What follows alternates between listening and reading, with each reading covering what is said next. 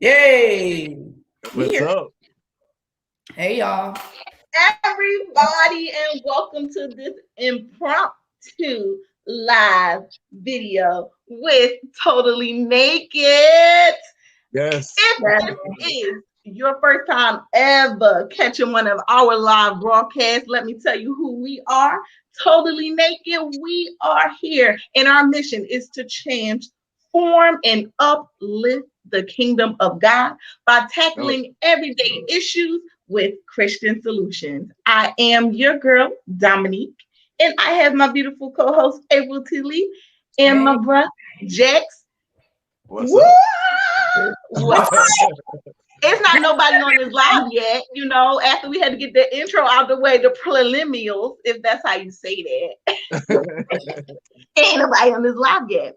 But They if coming. you're catching this on the replay, please type in the comment replay. If you are catching us while we're actually still live, say that you're here with us. Yeah. Comment, like it, and share it. Okay? Share it. So do Okay. y'all want to wait for people to get in, or do y'all just want to just jump on and start? I mean, it's impromptu and it's live, honey. Did we tell them what we're talking about today? Not yet, but I can start unless I can start that now or when someone gets on. You want to start that now? Tell them, let them know so they know if they coming in. What we talking about Yes, today? as we're coming in. All right, so we are still in our March Money Madness series. So far, so good, right? I would say. We started off with Dr. Hart and we talked about the poverty mindset. So, why was that important? Because the first thing that's going to stop us from being wealthy and prosperous is our mindset. So, it's important that we tackle what we think first. Right. So last week, we had an amazing conversation with our friend Shanta Prince, who told us use what you got to get the bag. Okay, use what you have already in tow to make a little extra coin. Right. And today, you thought we was going to have somebody extra on here, but oh no. We have our very own credit expert, and his name is Robert Jackson. Robert D. Yes, Robert D. Jackson. Robert D. Jackson Our is credit guru. yes, in his own right, a true guru. He has Right. not only worked in the financial industry, he's not only been independent contractor for the likes of our, the army and things like that, but he's also an entrepreneur, right? He has and an author. He has his own bartending company as well as a real estate agent. And he has also written a book on how to find the importance of your credit and how to fix your credit. Right. So, with all of that knowledge and juice within him, we are bringing it to you today. Right. You know And what? with that being said, what you What? said, Jack?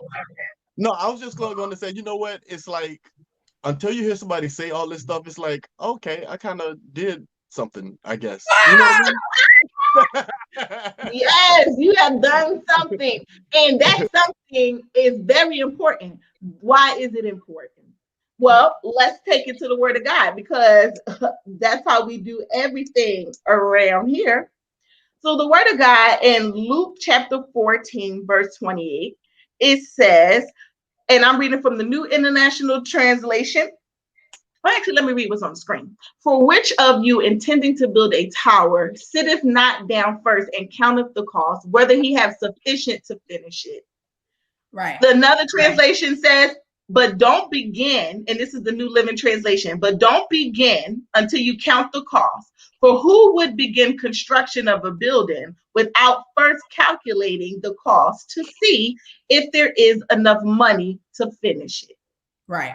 That is the scripture. So what we're talking about today is budget and credit, finances, counting the cost, understanding why it is important to take a look at our financial picture. Our financial picture is not only going to include our actual money, so that's going to be your cash liquid, but also is going to include things like our credit.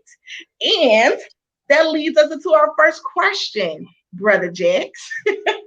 You ready? Why is credit? Tell us, why is credit so important? And what are the top three, top things that we should know when it comes to establishing the credit? Well, credit is extremely important when it comes to making any type of large purchase, because it's going to dictate where your interest rate is going to be when financing those purchases. But let's start with just what credit is. It's just a snapshot of your financial history that companies use to determine your likelihood of paying a debt back. So basically, your history is going to determine how much I can lend to you, number one, and then at what rate I can lend it to you, because your likelihood of paying it back is either good or bad.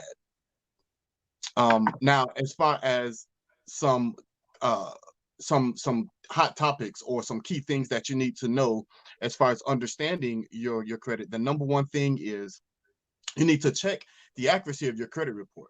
So you can get a free credit report at least once a year at freecreditreport.com so that you can see exactly what's on it. I'm sorry, annualcreditreport.com. Again, www.annualcreditreport.com. You can get a free credit report once a year so that you can see what's on it. Number two, you need to, again, ensure the information on your credit report is accurate. All right. And if it's not accurate, you have to either you have to get in contact with the creditor in order to have it changed or removed from your credit report. There is a way. Every single credit report is going to have not only who initiated the credit, but also if it was turned over to a credit servicing company, who to contact in order to have that rectified on your credit report. If it's not yours, you need to make sure that you let them know in writing that it's not yours. If it is, then you need to go ahead and try to pay that off with over time. Right. So that's good information to know, because ultimately, not only is it important that we know why we need the credit and that we attempt to establish that credit, but we need to ensure what's already there is at least our foundation is what is good. A lot of times exactly.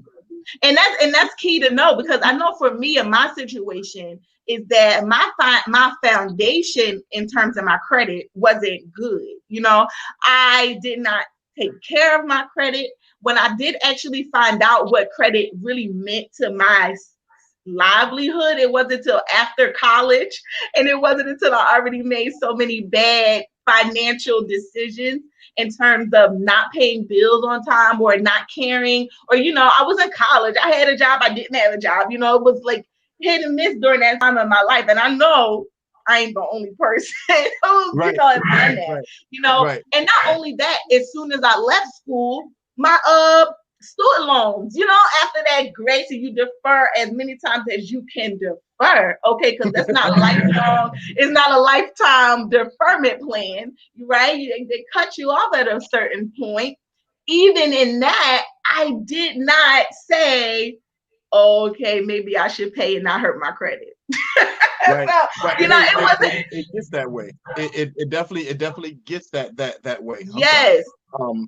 So I do have just a couple more things. You need to bring late payments current. So anything that's on your credit report that's late and that is yours, be honest and go ahead and try to arrange a payment situation so that you can go ahead and pay those things off. Like it is very, very important that you don't have late payments on your credit report, and that includes your student loans, which I know a lot of us are dealing with.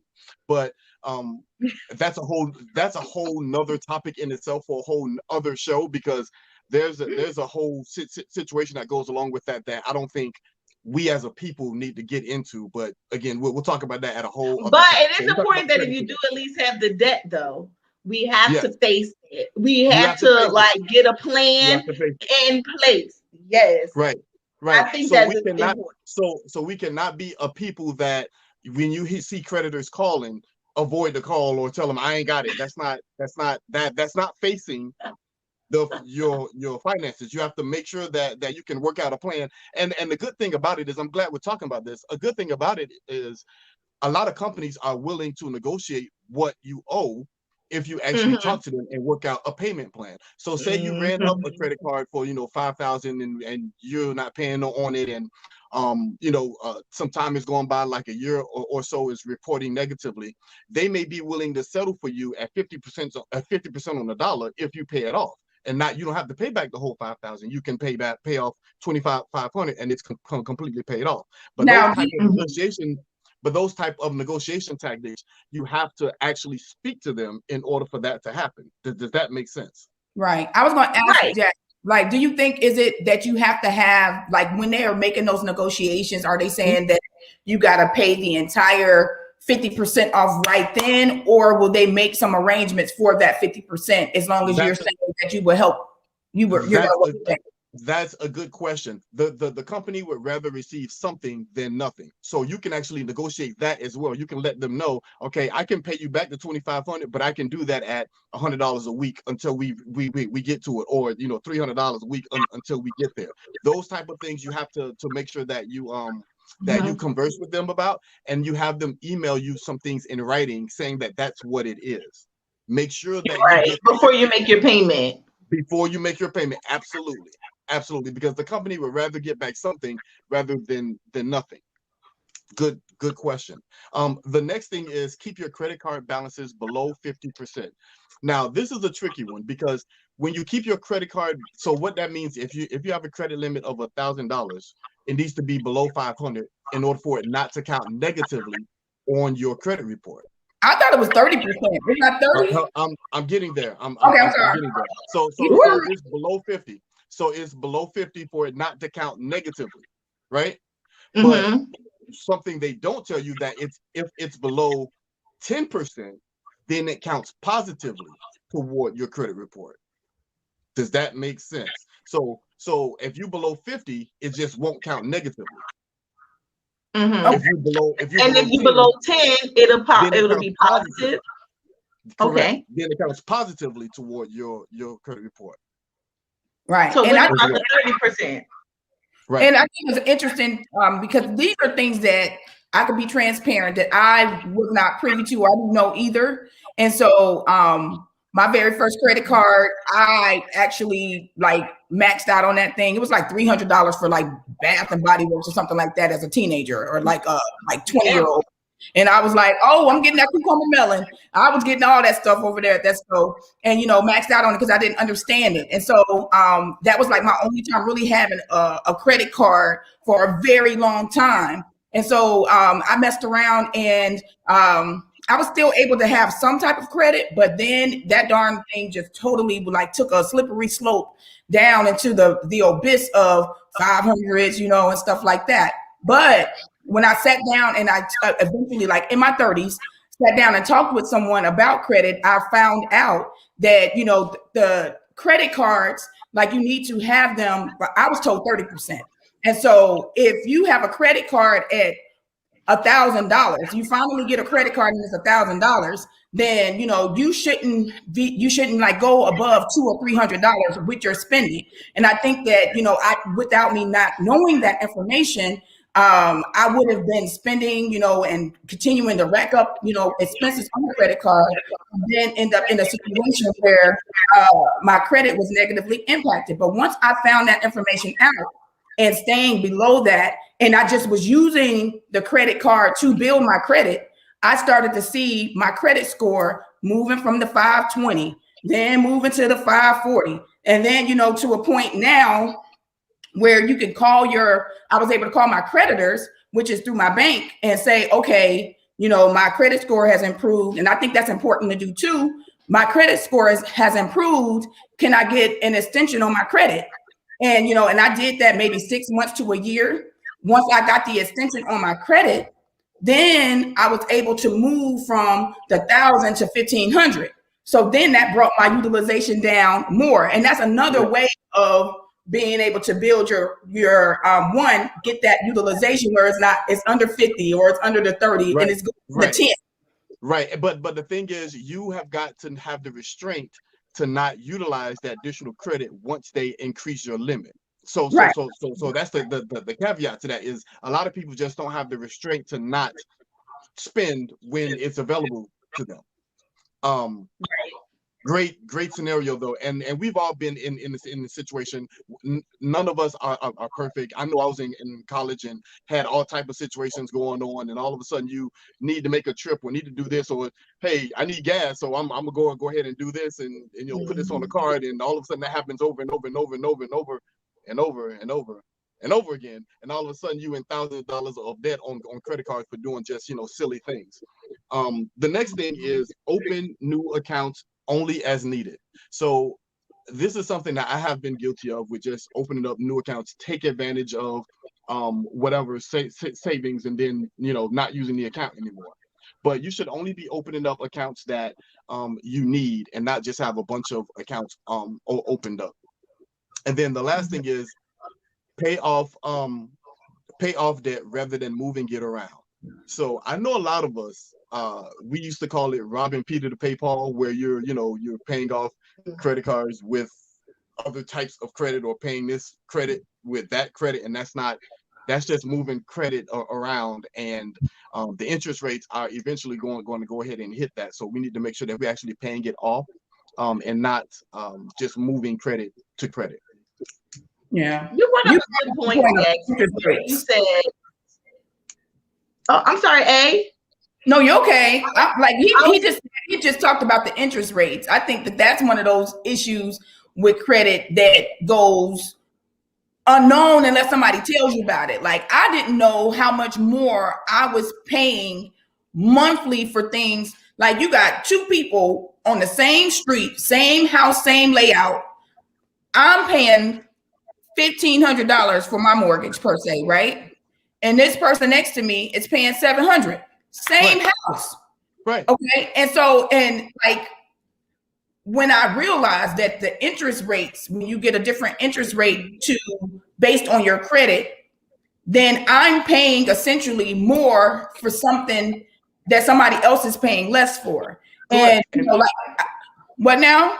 And as a realtor, you are absolutely right. You are absolutely right. That's why my interest rate might be 2.5%. But you, since your credit isn't as strong as me, yeah, you can afford the house, but you're going to have to afford it at 8%, not at the 2.75, which is going to increase your monthly payment astronomically, because your credit isn't as high as it should be. You're absolutely right. I think that's and that goes for cars. That goes for cars. That goes for if you open up a credit card, the interest rates fluctuate based on your credit history. That goes for pretty much anything that you purchase over time, or that you have credit on. It's the interest rate is going to be higher if you have a lower FICO score. Absolutely. Right. So I think that what it was for me when I was able to find out that I was paying more because my credit wasn't as great. Like I told you, I was able to get things. I had enough credit, essentially to buy things, but I was buying things at a more expensive rate than, person B. And once I found out that I was paying more for it, then it became, I have to fix this, right. There's no way. And I think it's because I did understand some financial information. I read Rich Dad Poor Dad when I was in college. And so I understood your means, keeping your means down. Right. But to realize that my means were higher, or my expenses were higher because of my credit, and made me say, okay, this is a way for me to have more money every month, and why would I don't want to give I am a proponent of, I don't want to give nobody nothing just to be giving it to them. If I have extra money, I talked to you guys about that last week. Once I realize that something that I'm working hard for and I'm just giving it to you, I get frustrated by that. So once I can conceptualize that in my mind, I'm not trying to give you nothing. Like if I cannot give you something, then I'm not trying to give it to you, unless I want to give it to you. And I don't want to give you no extra money on no more. I don't want to give you no extra money on no darn car. So once I realized that, then it was okay, what do I have to do? And so I need to make sure that I continue to, I'm playing this credit game, not for the sake of having credit cards, because I do like the idea of being able to have cash on hand to some extent, but I need to make sure that I do have credit and I'm paying attention to credit, and we could talk about that too. But what can I do so that I can increase my credit score, keep increasing my credit score? And then I'm always like looking at, okay, I need to call the bank now, because I think that at this point, I'm looking at my credit score on Credit Karma. I use Credit Karma. I'm looking, it's going up, it's going up, it's going up. Let me call them. It's time for y'all to make an adjustment, because your girl credit is, look, I need you to take a look at it. And so they take a look and they be like, yes, April, okay. And so then they make a change. And that's like me doing a little bit of financial hygiene, because to me, if it's quarterly or if it's monthly, I'm trying to make sure that my expenses, if they can go down and I can have more cash monthly, then that's what I want to happen, because I don't want to give nobody nothing that I want to give them. Right. And both of you are tapping on another point that I think is very vital and very critical, because it's not separate. Our budget, the way that we handle our daily finances, it is directly tied to our credit. And let's break that down, because ultimately, if we are living beyond our means, or to April's point, in a situation where we're finding ourselves paying more money for a particular thing, whether it's our rent, whether it's our insurance, mortgage, whatever it is, we need to take a step back and look at the finances. If we fail to pay that, they're going to report that to our credit. And then that is going to keep us on this perpetual cycle of, I can't pay my bills, I'm getting it reported, my credit score does not grow, or it continuously gets worse. Right? So we have to take a minute and look at our day-to-day. So that means, how much am I paying for insurance? Here's a live example from my own life. I go through one particular insurance company, and for me by myself, I'm like, okay, it's cool. It's on the higher side, but I'm like, it's just me. But now that I have my son, who is at the age now where he is going to need to drive, and he's going to have to be on my insurance, when I look at what I have, I'm like, they're trying to jump me up another $3,000.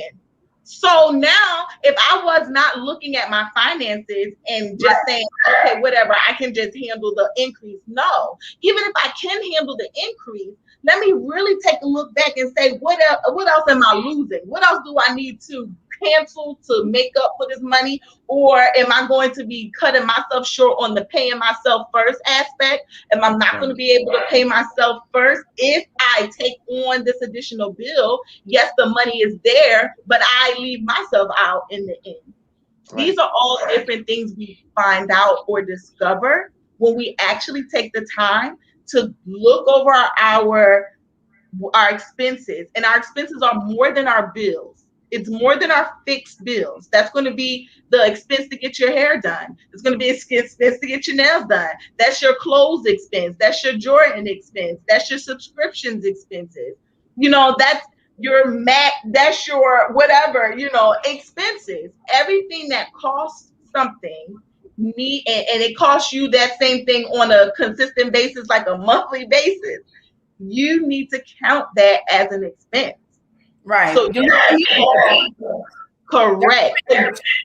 I think it's important for us to state that, first off, subscriptions is something that we started to see when it comes to having monthly, like our monthly bills, when it comes to like a cell phone, right? Like growing up, I grew up like a hybrid millennial. I call myself a hybrid millennial. And that's because, I grew up when things started to shift from where everything was industrial to some technology, right? And so I knew we didn't have a cell phone when I, was coming up. And, like when I was a teenager, we had beepers, okay? And so then we transitioned to having this monthly phone bill, right? And I know our family had phone bills, but then our phone bills had all of these different things that we can get, on our phones. We can get these apps and things like that. And, we can have more data. And so we start to get into this age, and we need to understand that people realize that if I can get you to subscribe to something, which, I have your credit card information, and I can bill you monthly, that I have you in this cycle, and I always have residual income. This is me as companies. Like I'm a company and I'm a company too, but You have to realize that people are having access to your information and your money every month. And so when we're clicking on things, I think that I know this happens for me. There's no exchange of money coming from my hand to yours when I do a click on a subscription or something that I say, oh, okay, I think this is good for me to have. This will help my life be a little bit easier if I just click here. I really want, to see this movie that's on Disney, on the Disney app. So let me just click it. And that's $6.99 and then that's $7.99. And so before you know it, I'm a Prime member, like you probably have $150 worth or more of subscriptions alone. And I'm like, that's on the lower end. And so you just doing clicks. You just doing clicks and you don't see the money that's being exchanged from your pocket to theirs. And I think that is important for us to know and realize that we're not living in our parents' age where they only had, these, like they had the lights, they had the gas, they had the mortgage, or they had the rent, and they was tripping on the lights like big time. Okay, who turned on that light? Y'all need to cut that light out. Okay. Turn the lights off. They're not in that room. My air conditioner is outside. All those things. Yeah, like I ain't trying to air condition outside, and so I remember those conversations, but we just kind of we just click, living life and racking up on these darn cell phones. Everybody in the house got to get a cell phone, and it's $500-$600 for the whole house, and not realizing how stretched we are. And we have to take a moment to say, what? Who's getting my money? Do I really need Disney to also have $7 of my money every month? If I do some hygiene, if I do some checks to see what's going on, then that'll help. Correct. Right. I agree. Now, I'm not going to lie. I love my subscriptions, but what I do, but it all goes back to the practices because like I just said, I go back to the drawing board, to my budget sheet. And I'm like, hey, D, you said you want Disney. Let me see how much is Disney a month. We might got to get rid of stars. Okay. We might got to get rid of stars. So we can get rid of stars and substitute stars for Disney Plus, different things like that. And it's not necessarily that the subscriptions cost a lot of money, but that is the gimmick. It doesn't cost a lot of money. And then after a couple of months, because I've had Netflix since I've been in college, and now I'm paying Netflix $20. When I started paying Netflix, it was like $10. Now it was less than $10. I think it was like $5, something crazy, stupid low. And it used to be giving me CDs in the mail, but they don't do that no more. Now I'm paying people. What you know about that Columbia House and that BMG? What is you talking? But basically, the point that I'm making is I've been loyal to these people forever. Okay, and they still increase me to $20. The point that I'm making is you gotta look and just make sure that, to April's point, it's not $150. $150 is insurance. That is insurance. That's an insurance bill. That is that is an insurance policy. My insurance policy is less than $150 a month. So yes, that you can have life insurance of over $1 million for less than $150 a month. Just so you know. Just shameless plug. I'm just saying. Right. Which I think is more important. Which I think is more important when you talk about building a legacy for yourself than anything. Again, that's what you got. And I think we're gonna talk a little bit more about legacy next week. But I think that's right. You bring up an interesting point. But then also that $150 can be the actual money that you pay yourself, which I was talking about a couple of weeks ago or last week. We talk about not having extra, but I think that sometimes this is those areas budgeting, figuring out what's going out, who's getting my money, and do they actually need it? They may not. And, I don't want to, I know that we talked about these subscriptions, but it's just in general, you just said stars. I said Disney. At one point when we had our Comcast, can we can be transparent here. Yes, we can. Wasn't it all bundled? You just if I get Comcast, I get all that. But these companies are smart. They saying, look, I want my coin. So they want their coin. So it's I'm going to separate it. HBO is going to be separate. I got Disney that's separate. I got Stars that's separate. And so people are saying, and before you know it, All of them have isolated themselves out so they can have subscriptions, but you're getting something exclusive by being a part of just the Disney Plus. And then before you know it, you paying what you used to pay for cable, $50. Cable and all the subscriptions. That's true. It's all separated. You now paying $175 just to get mad at these folks, man. I ain't trying to be giving everybody. I'm not doing it. I ain't trying. Look, no. Now listen, we're not talking against the subscription because I am a faithful subscription holder. Okay, I'm not talking against the subscription, but the difference is it's okay to have the subscriptions if it is not negatively affecting your income. And if it's not, if you're able to get the subscriptions, but still be able to ensure that you're maintaining your credit, that you're paying yourself, that, and ensuring that you have a good financial picture, then by all means get it. And it's not just to the subscriptions, it's the same thing. You don't know how many times I have took a hiatus from getting my nails and my feet done. As painful as it had been, because I hate those times where I do need to take, and thank God those moments are less frequent now.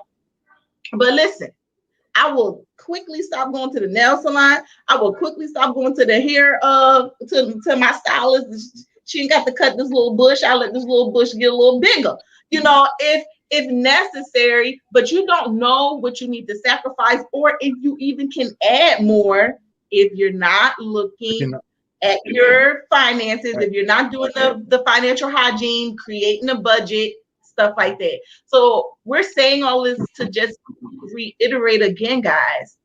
It is important to face what you have in front of you. Don't be afraid to look at it. Don't be afraid to look at your credit score. Don't be afraid to look at your debt, the number behind that. And don't be afraid to look at your day-to-day monthly expenses.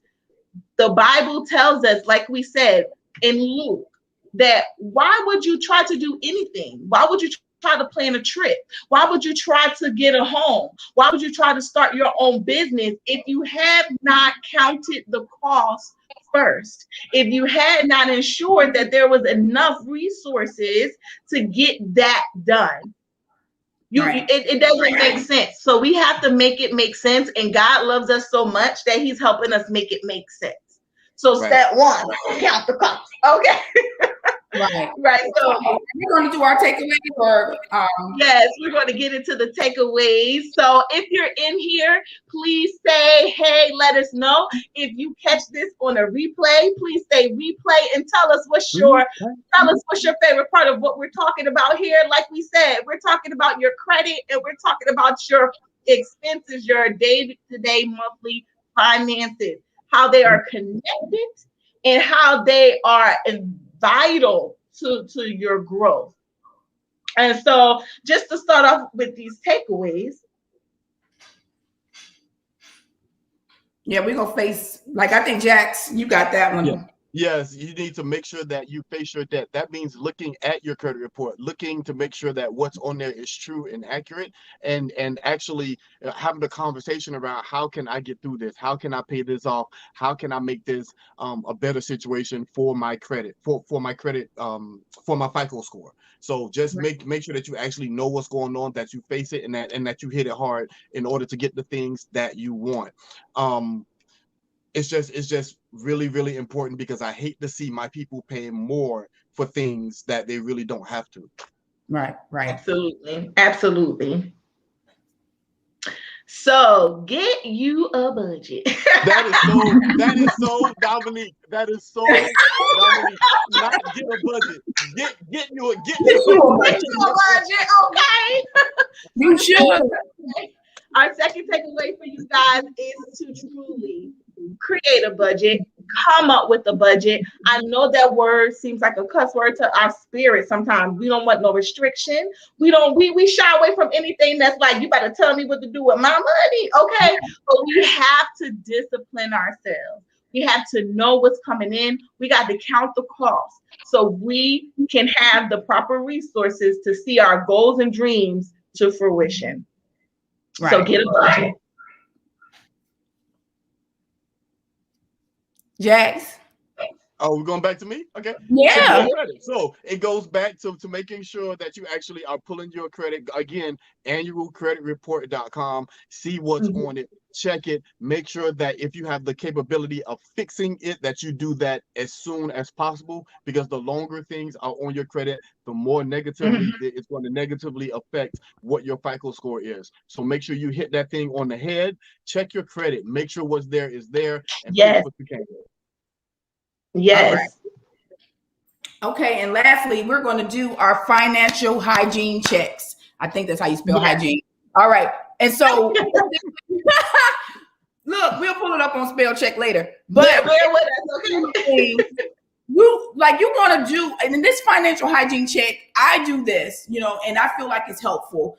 I do it quarterly. There are things that you may have that's coming out today that works for you. Maybe you're doing a lot more shopping on Amazon and it works. Okay. Maybe you are reading a lot of books on audio books that work for you. But maybe 3 months from now, that might not be the case. Do I really need the subscription today? Do I really need to be paying, Peter to rob Paul for something that I'm not even using anymore? And so by doing financial hygiene checks, you're looking at, okay, what is my credit score? Well, my credit score has changed. I think that I can maybe pay less on this particular credit card now if my interest rate or if they increase my limits, so by doing those things, then I'm essentially helping my monthly picture, my monthly budget or my monthly financial picture, because there's two things with budgets, it's like what's going out, but it's also what's coming in.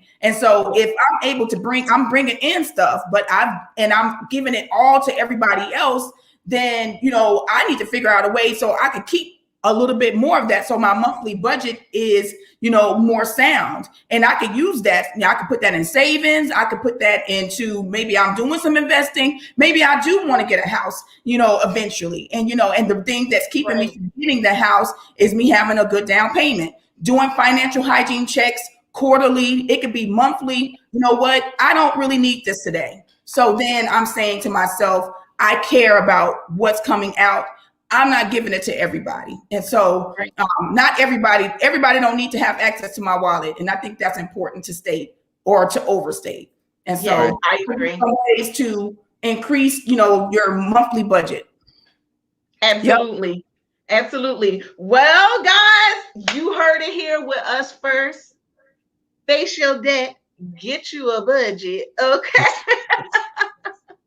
And truly take your finances and credit serious. We love you all to life. We thank you so much for chilling with us again on this live. Like we mentioned before, if you're catching this on a replay, type replay in the comments and let us know your favorite part of today's live. We love you to life. Like, share, and subscribe. And until next time, bye, everybody. Bye.